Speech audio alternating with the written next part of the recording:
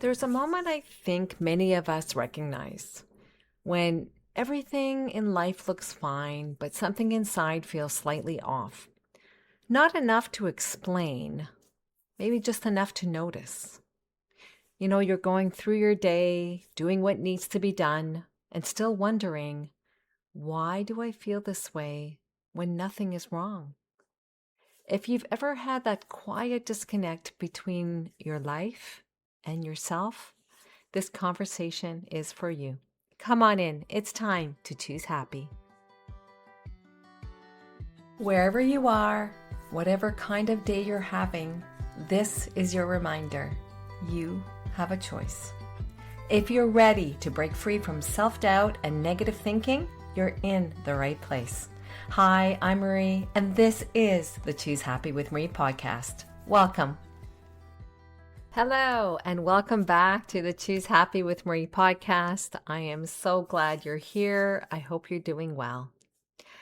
I don't know where you're listening to this show today. Maybe you're out for a walk. Maybe you're driving to the cottage. Maybe you're sitting in your backyard with your morning coffee before everyone else wakes up. I know I really love that moment. Summer has a way of giving us little pockets of quiet that the rest of the year doesn't always allow. And it's in those quiet moments that something interesting can happen. You finally hear yourself, or maybe you notice that you can't. I was thinking about this the other day. It was one of those beautiful summer evenings, the kind where the air is warm, the garden has been watered, and everything on my to-do list was done for the day. Oh, that's a great feeling. And I finally sat down with a cup of tea. Nothing was wrong. Actually, if I'm being honest, a lot of things were right. The people I love were doing well. My work was moving along. The sun was shining. It was one of those moments where I looked around and thought, this is a good life. And yet, there was this quiet feeling inside me that I couldn't quite explain. It wasn't sadness. It wasn't necessarily burnout, although there's a little bit of that. Not even unhappiness, but just this subtle feeling that somewhere along the way, I drifted away from myself. And I wonder if you've ever had a moment like that. Maybe you look around at your life and you think, I should feel happier than I do. Or maybe it's, why do I feel so restless when everything's actually okay? It can be such a confusing feeling because there's nothing obvious that we can point to. Not necessarily there's something falling apart. Maybe there's no crisis per se. And we know we have so much to be grateful for. And sometimes it's actually because of that we start feeling guilty for feeling the way that we do. We may think, what's wrong with me? Why can't I just enjoy my life? Over the years, I've had so many women say some version of those exact words to me. They would say things like, Marie, my life is good, my family's good, my job is fine. I should be happy. So why do I feel like something is missing? I don't think they're really asking what's wrong with their lives. I think they're asking something much deeper. Why do I feel disconnected from myself even when nothing is obviously wrong? And I want you to know something before we go any further. If you've ever felt that way, I want you to know you're not alone. Because what I've come to understand is that sometimes the reason we don't feel like ourselves isn't because we've built the wrong life. It's because we have slowly lost connection with ourselves inside the life that we've built. And that's what I want to talk about today. When I think about the women I've coached over the years, and honestly, the woman that I've been myself at different seasons of my life, I've noticed something. Very few of us walk around saying, I feel disconnected from myself. Maybe you have. Those aren't usually the words we use. Instead, we'll say things like, I don't know what's wrong with me today. I've lost my motivation. I just feel off. I'm in such a funk. I don't even know what I want anymore. Or maybe the one that I hear most often is, I should be happy. That little word should carries so much weight, doesn't it? Because somewhere along the way, many of us learned that if our life looks good on the outside, we should automatically feel fulfilled on the inside, right? And maybe you've had thoughts like these. I know I have. Thoughts like, I have so much to be grateful for. Nothing is really wrong. I shouldn't be feeling this way. And before long, we stop listening to what we're actually feeling because we're busy convincing others that we shouldn't be feeling it. But here's what I've come to understand. Gratitude and disconnection can exist at the same time. We can deeply love our families and still feel like we've lost ourselves. We can be thankful for our careers and still wonder when we stopped feeling excited about our own lives. We can appreciate everything that we've built and quietly miss the woman we used to be. Those things aren't opposites. They can both be true. I think that's one of the biggest misunderstandings we have about emotional well-being. We think if nothing is wrong, then everything must be right. But there's a whole space in between, a space where life is good, and yet something inside us is asking for our attention. Not because our lives need to be torn apart, not because we need to reinvent ourselves, simply because a part of us has been waiting patiently for us to notice her again. I don't believe that voice shows up to criticize us.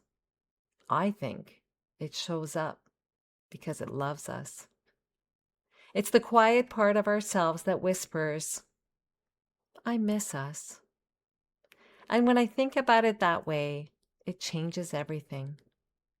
Instead of asking, what's wrong with me? We can ask a much gentler question. What part of me have I stopped listening to?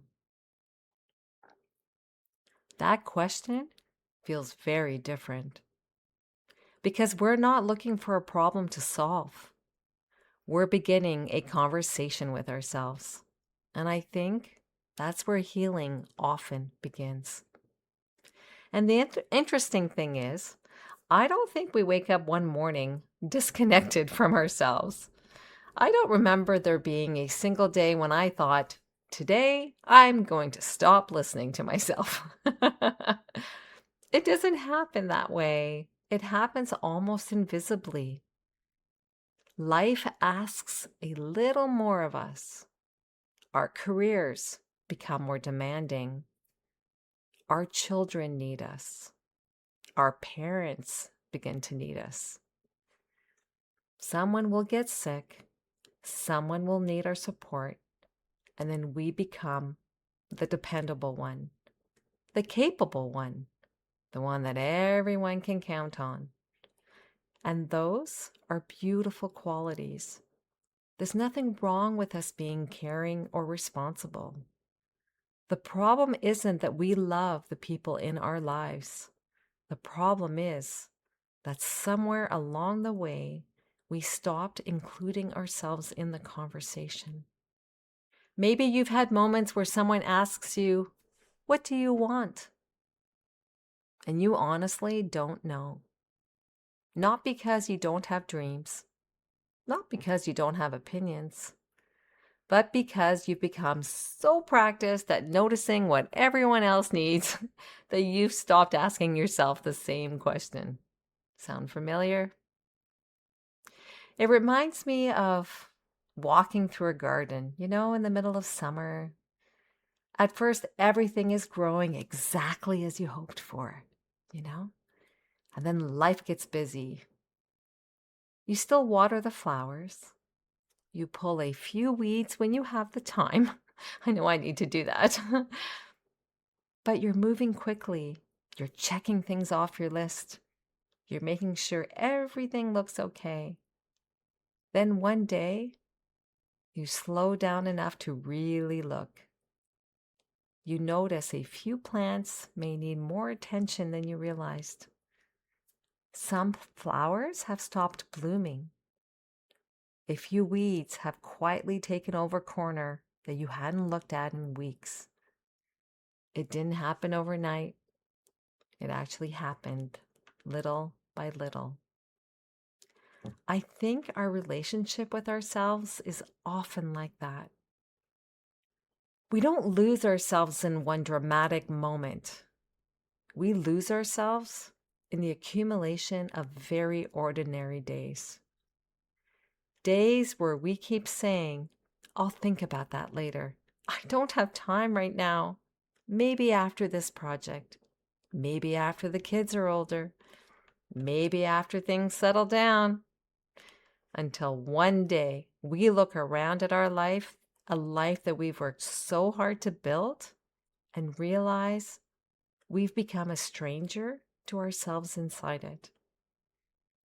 If that's where you are today, I hope you'll hear this with so much compassion. You didn't fail. You adapted. You did what you believed you needed to do, as I did, and as I have. You loved your family. You showed up. You carried responsibility and you kept going. The beautiful thing is that if disconnection happened one small choice at a time, connection can begin the very same way. Not through one huge life change, although, if you need that in your life, and that's happening, but through one small moment of remembering yourself. And I think that's where hope begins. So I hope you feel a little hope right now. And I want to go into, what does this kind of disconnection actually feel like? Because I've been talking about it and you're like, "Okay, Marie, this is great, but what does it feel like?" I think we miss it because we don't see the signs of disconnection. We keep looking for a big sign that something is wrong. But often it shows up in much quieter ways. Maybe you've noticed it's becoming harder to make decisions. Not because the decisions are bigger necessarily, but because you second guess yourself after you've made them. You wonder if you've made the right choice. You ask other people what they think.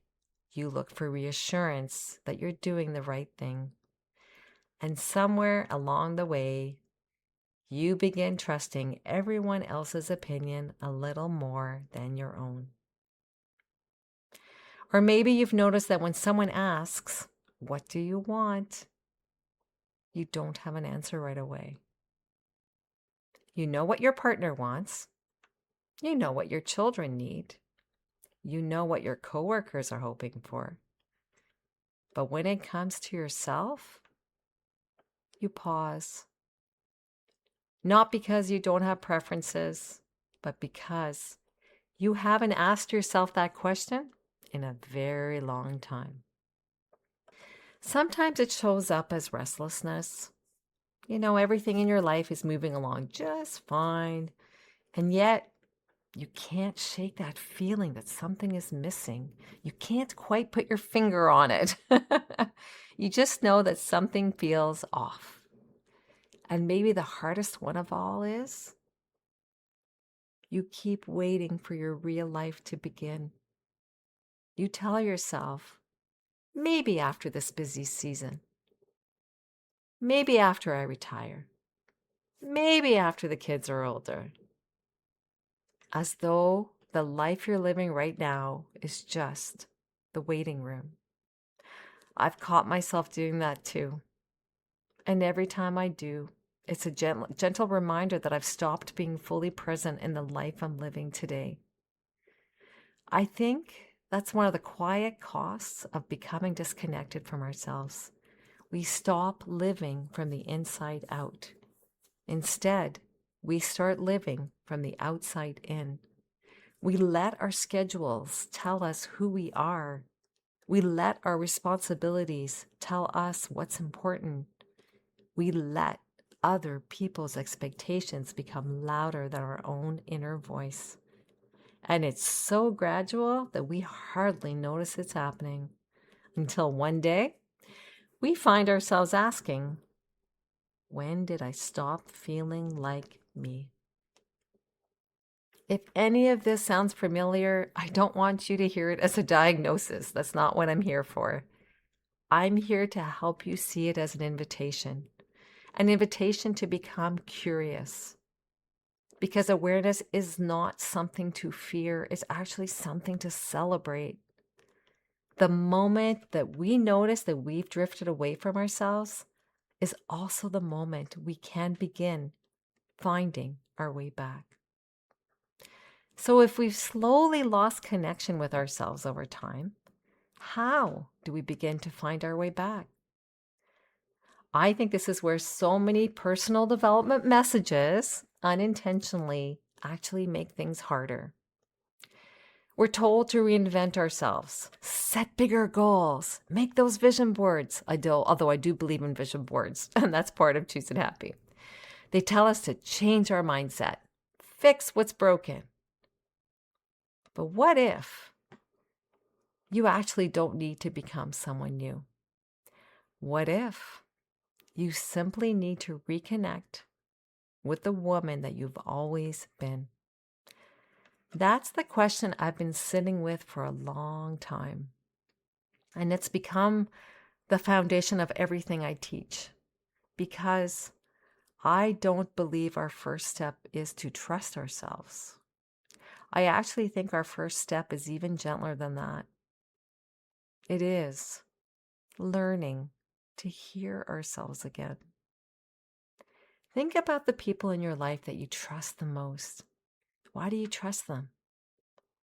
You trust them because you spent time listening to them. You know their voice. You know their heart. You understand what matters to them. The same is true of your relationship with yourself. It's difficult to trust a voice, right, that you haven't heard in a long time. And maybe that's why so many of us struggle with self-trust. It's not because we're not capable.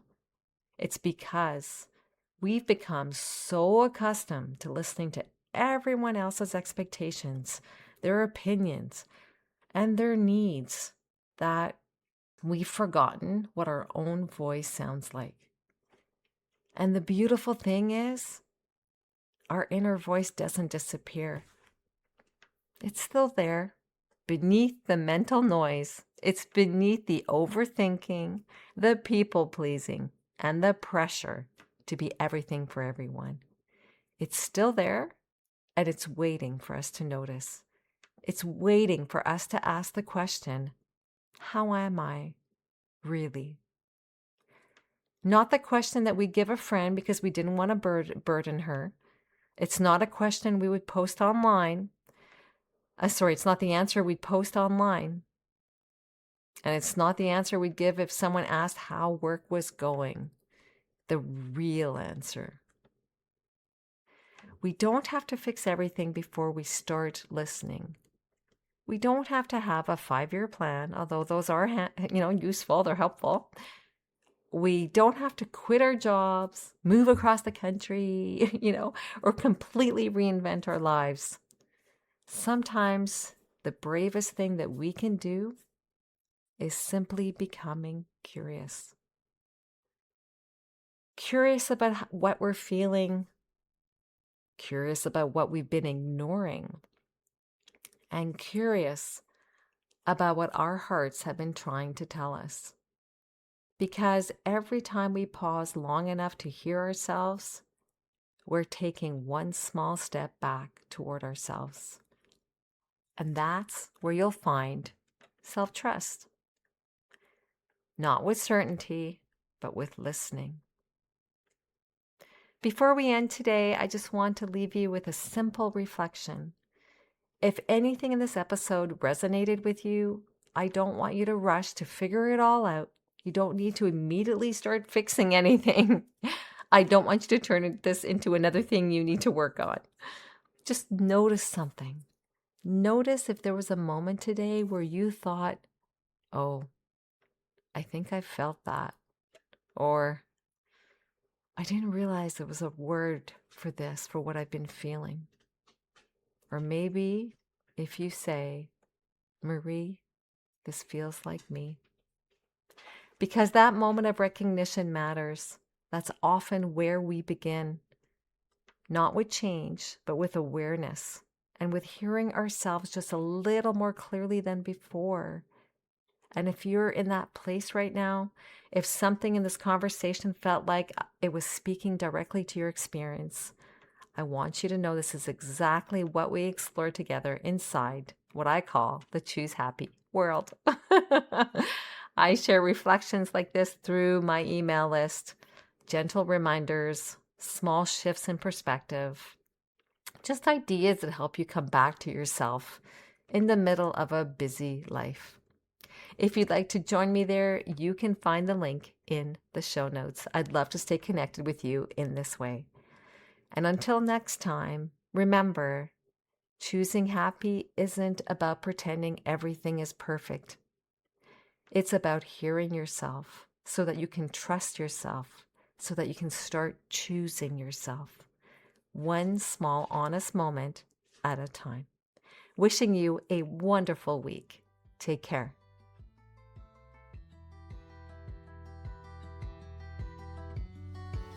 Thanks for listening to Choose Happy with Marie. If today's episode spoke to you, I would love it if you could share it with a friend or leave a quick review for the show. It helps more women find this kind of support. Remember, you don't have to overhaul your life to start feeling better. You just have to choose happy, right where you are, one choose happy choice at a time. I'll see you next time. Take care.